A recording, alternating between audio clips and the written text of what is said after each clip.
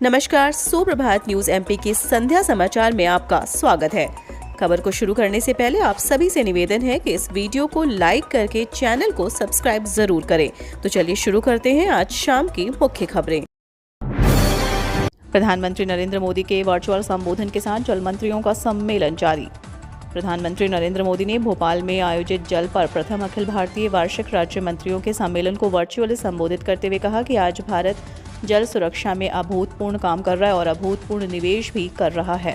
जल संरक्षण के लिए राज्यों के प्रयास देश के सामूहिक लक्ष्यों को प्राप्त करने में बहुत सहायक होंगे। उन्होंने कहा कि जियो मैपिंग और जियो सेंसिंग जैसी तकनीक जल संरक्षण के कार्य में महत्वपूर्ण भूमिका निभा रही है।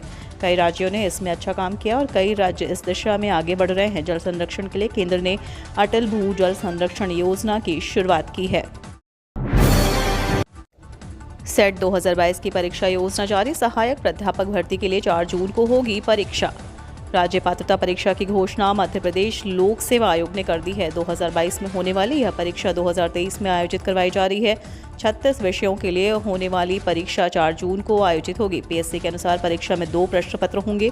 कुल परीक्षा 300 अंकों की होगी। पीएससी के अनुसार पहला प्रश्न पत्र शिक्षण और शोध अभ्यर्थियों का होगा। यह सभी विषयों के अभ्यर्थियों के लिए अनिवार्य होगा। उसमें 50 प्रश्न होंगे।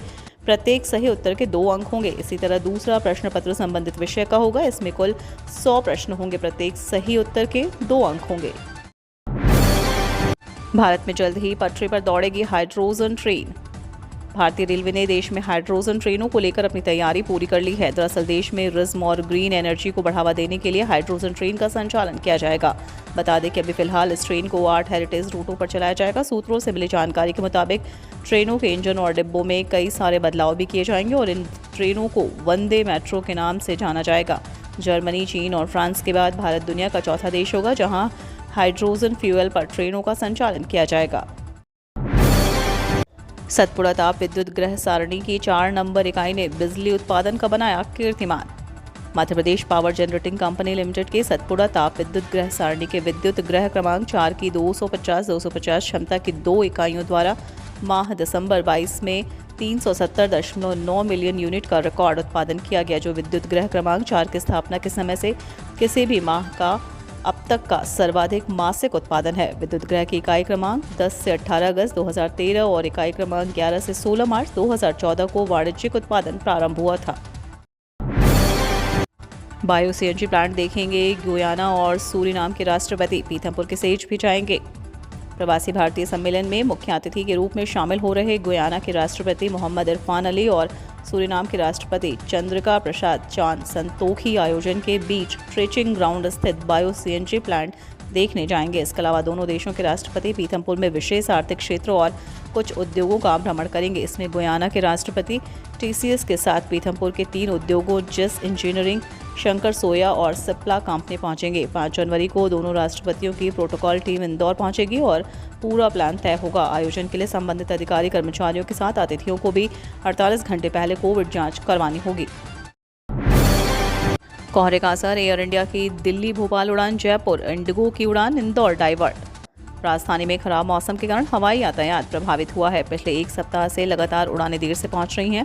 आज गुरुवार को एयर इंडिया की सुबह की दिल्ली उड़ान खराब मौसम के कारण राजा भोज एयरपोर्ट पर लैंड नहीं हो पाई।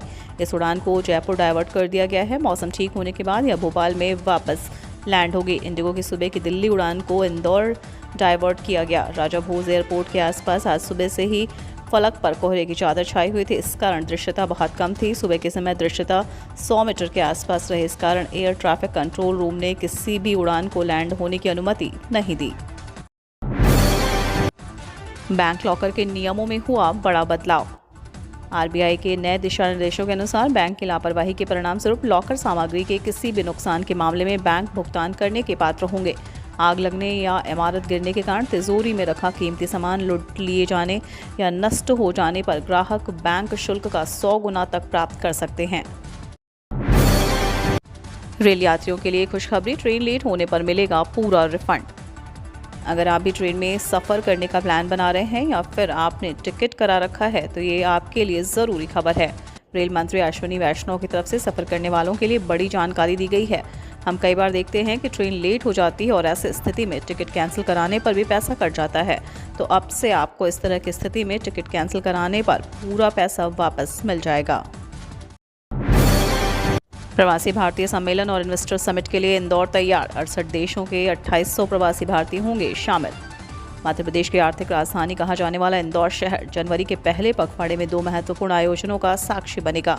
8 से 10 जनवरी तक यहाँ 17वें प्रवासी भारतीय दिवस का आयोजन होगा। 11 और 12 जनवरी को ग्लोबल इन्वेस्टर समिट में 200 प्रमुख उद्योगपति शामिल होंगे। प्रवासी भारतीय दिवस की मेजबानी के साथ ही इंदौर 68 देशों के प्रवासी राजनेताओं का स्वागत करेगा। 8 जनवरी को यूथ प्रवासी दिवस से आयोजन की शुरुआत होगी। 9 जनवरी को प्रधानमंत्री नरेंद्र मोदी के साथ ही सूरीनाम के राष्ट्रपति चंद्रिका प्रसाद संतोखी, गुयाना के राष्ट्रपति डॉक्टर मोहम्मद इरफान अली भी पहुंचेंगे। 10 जनवरी को राष्ट्रपति द्रौपदी मुर्मू आयोजन में शामिल होंगे।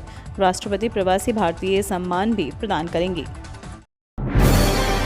सरकारी कर्मचारियों के लिए डीए से पहले जीपीएफ पर आया फैसला। सरकार की तरफ से चालू वित्त वर्ष की चौथी तिमाही के लिए जनरल प्रोविडेंट फंड के लिए ब्याज दरों का ऐलान कर दिया गया है। वित्त मंत्रालय की तरफ से चालू वित्त वर्ष की जनवरी से मार्च के लिए जीपीएफ और अन्य फंड्स के लिए ब्याज दर को 7.1% पर बरकरार रखा है।